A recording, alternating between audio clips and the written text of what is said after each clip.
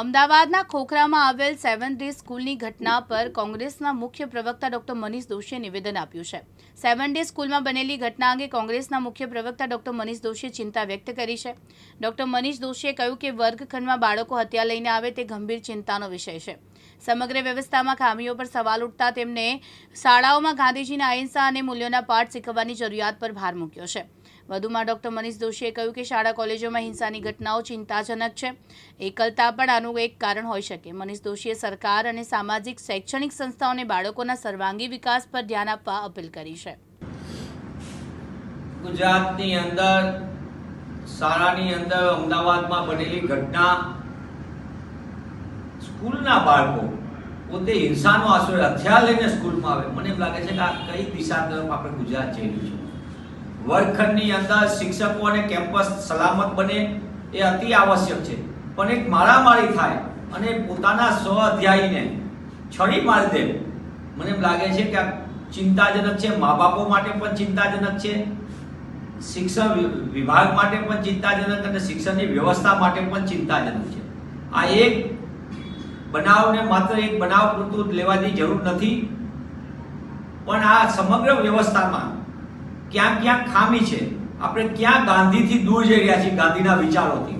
ગાંધીના વિચાર એટલે સત્ય અને અહિંસા। વર્ગખંડની અંદર આજે અહિંસાના પાઠ ભણાવવાની અતિ આવશ્યકતા છે।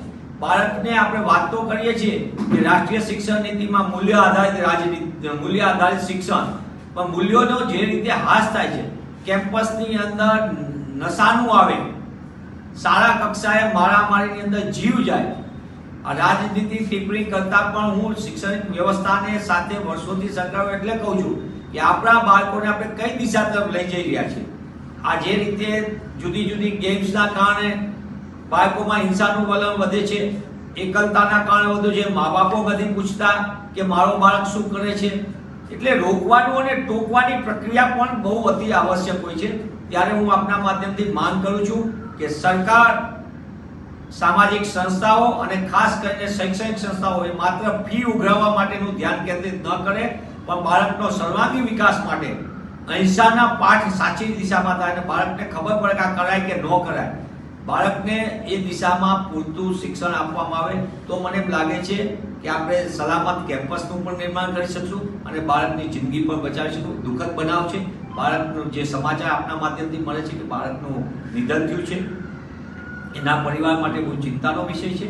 ત્યારે આ સંજોગોની અંદર આપણે સૌ સાથે મળીને એ દિશાનું કરીએ, આ સામૂહિક પ્રયત્ન કરીએ અને સરકાર ખાસ કરીને એ બાબતનું ચિંતા વ્યક્ત કરે।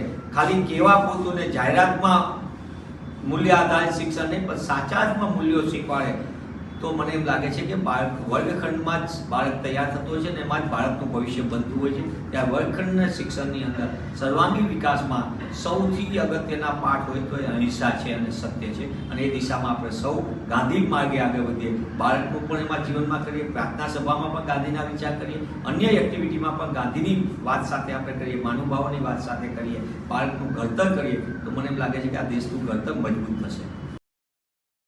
ચિરાગ સોની, દિવ્યાંગ ન્યૂઝ, અમદાવાદ।